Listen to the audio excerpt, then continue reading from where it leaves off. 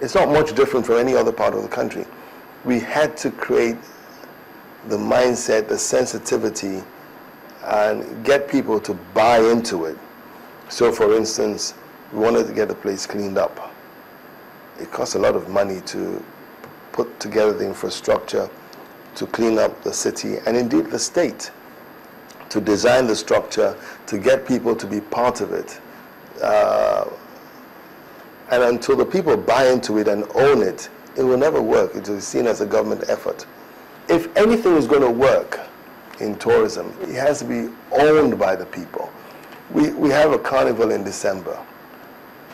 If it weren't owned by the people, those folks won't leave their homes and come and line up the streets and watch to see what we're doing. Your administration also initiated the Tinapa Resort project as a way to boost business and tourism. Are you happy with how things have turned out with Tinapa? No. Tinapa was one of our planks for tourism. We had ecotourism, the development of a Budukatu Ranch and the Bancho forest, the canopy walkways. We also wanted to introduce commercial tourism in Calabar. So you have both eco and commercial. And that was the concept of Tinapa. Tinapa is the only free trade business hub in all of West Africa. The other free trade zones in West Africa are all geared towards manufacturing or shipping or oil and gas services. This is just a trading hub. And what does that mean?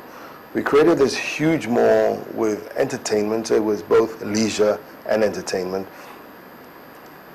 The concept being that goods from all over the world could be found there at prices perhaps even lower than you would find in main shopping streets anywhere else in the world, because they're all duty-free and they're all probably going to come from the manufacturers. So what you would buy in Tinapa will be far lower in cost than than in New York, in Dubai, or even in London. And it would help activate the port. But what was that all about? We wanted to create traffic. The economy is all about traffic. So we had the leisure in Obudu, in Bancho, and wanted to create a business environment in Calabar to encourage people going there, the foot traffic. And we were succeeding. Calabar Airport became the fourth busiest airport in Nigeria. After Lagos, Abuja, Port Harcourt was Calabar. We had about 9 flights in and out a day. The icing could have been to get Tinapa to work. Unfortunately, to conceive and develop Tinapa to anywhere in the world will take time. It took us about 6-7 years to get it. And so we were able to commission it in April, and I left in May. If we had the requisite continuity in governance, everything was in place.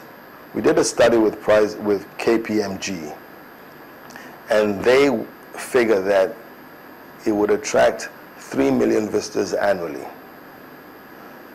Now, if each visitor spent 100,000 naira, both for shopping, hotel, restaurants, transportation, that's 300 billion coming to the economy annually. If you take the multiplier effect of that, it exceeds 1 trillion naira coming in. So it would have been a great flip for the economy. C'est la vie. Can that project still live up to your expectations or to the ideal behind it, do you think? Yes, it takes a lot of political will to make it happen. We had the will, but it will require the government, the people, and those involved to have the political will to make it happen. I see a lot of musical instruments in here.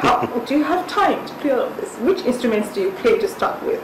I started playing music at the age of 3. I started with the piano, then the flute, then the guitar, and I found my niche in the saxophone. And I also own a band. While I was in Calabar, we played every Sunday. That was my therapy. You must have a release. Some people play squash, others play golf, I play music. And so we would start playing at 9 p.m. on Sunday, right through to 4 a.m. or thereabouts. A government house. And if I didn't play that week, I would be totally flustered at work. It was really a great release for me. I love music. Let's conclude with a word of advice for the politicians who are leaving office in a few weeks. How does one adjust to life outside government house? You have to be stoic, very stoic. Nothing prepares you for it. If you'd been there for 8 years like I had, and you'd run the system and you were engrossed in the work as I was, and you, after 8 years, there's a sort of vacuum.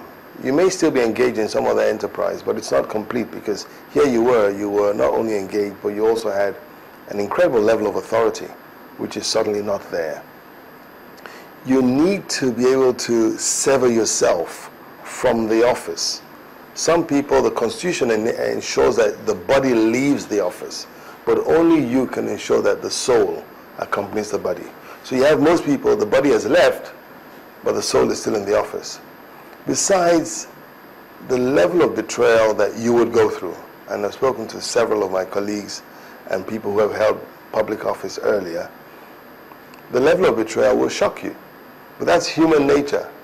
People who groveled at your feet today will spit at your face. And that's why I started off by saying you must be as stoic as you can. But don't derive your joy from the few who would do that. Derive your joys from the mass of the people who never got close to you, but who still hold you in high esteem. One of the joys I get from attending Carnival, for instance, in Calabar, is that while we're on parade on the streets and dancing, people are not pelting me. Rather, people are celebrating, right? I get a lot of joy with that. From our government, we thank you for your time. Thank you. And that's our program View from the Top. We thank you for watching. Please join us next time when the program returns. But between now and then, let's continue the conversation online at channelstv.com. If you missed part of this program or previous editions, you can also watch it on channelstv.com. Also follow me on Twitter at MoDailySY so we can exchange thoughts on my interview today with Governor Donald Duke. Thank you again and have a wonderful day.